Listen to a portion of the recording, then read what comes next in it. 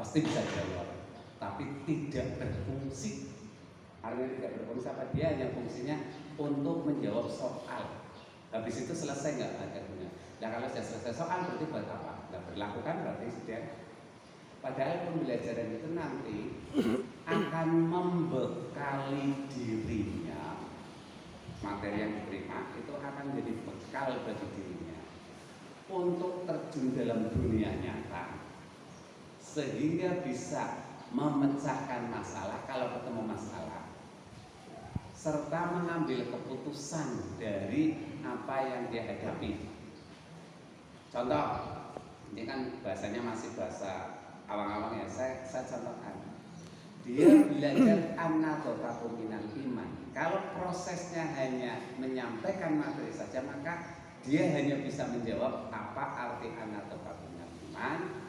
Dia hafal, tajwidnya, cara pengucapan bacanya benar, fasih, artinya tahu, hanya bisa itu. Tetapi tidak berfungsi. Tidak berfungsi untuk apa? Tidak berfungsi untuk memecahkan masalah, tidak bisa berfungsi untuk mengambil keputusan. Contohnya begini, begitu keluar kelas, melihat sampah yang ada di kelas, pikirannya dia bukan urusan saya.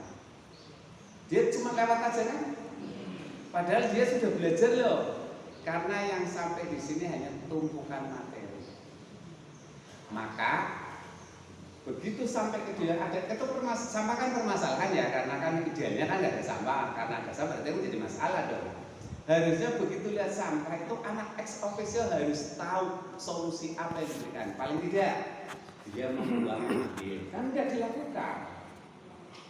Meskipun dia sebenarnya menurut gurunya, oh dia hebat, apa anak betul minal imannya, dia udah pinter.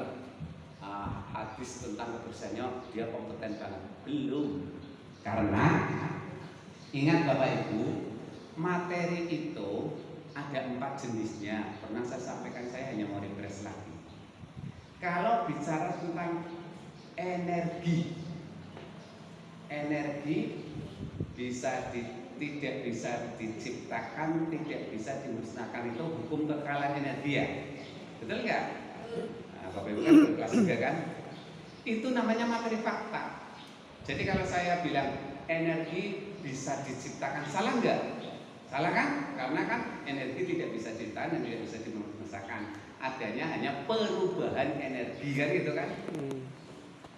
Nah, ada perubahan energi dari panas menjadi uap, namanya menguap kan gitu kan? Itu kan namanya materi fakta-fakta saja. Kalau saya ibaratkan, jadi kalau misalnya ini bicara tentang air, mereknya riba, rukun Islam ada 5, rukun iman ada 6, itu namanya materi fakta. Bapak Ibu kan senang banget kalau anak sudah hafal, yang paling mudah dihafal itu materi fakta. Tapi kalau nanti materi konseptual dipaksa lagi hafalan. Contoh, sholat adalah, ayo Bu, apa Bu pengertian sholat Bu? Boleh. Pengertian zakat nggak boleh dihafalin, karena pengertian zakat macam-macam kan. Yang terjadi apa? Kalau semua anak dihafalin, yang akan terjadi jingkasannya gini. Nah, kasihkan surat ini ke Pak RT, karena pada saat materi Pak RT adalah orangnya laki-laki, kemudian umurnya sekian, wajahnya kayak itu, fotonya kayak ini. Jadi dalam benak itu dia hanya tahu yang namanya Pak RT, tapi nggak paham hubungan Pak RT sama itu, nggak pernah, karena belajarnya nggak sampai sana. Hanya RT adalah ciri-ciri RT, gitu kan? Nah, sampaikan surat ini ke Pak RT. Itu anak berangkat. Habis itu pulang lagi, suratnya masih ada.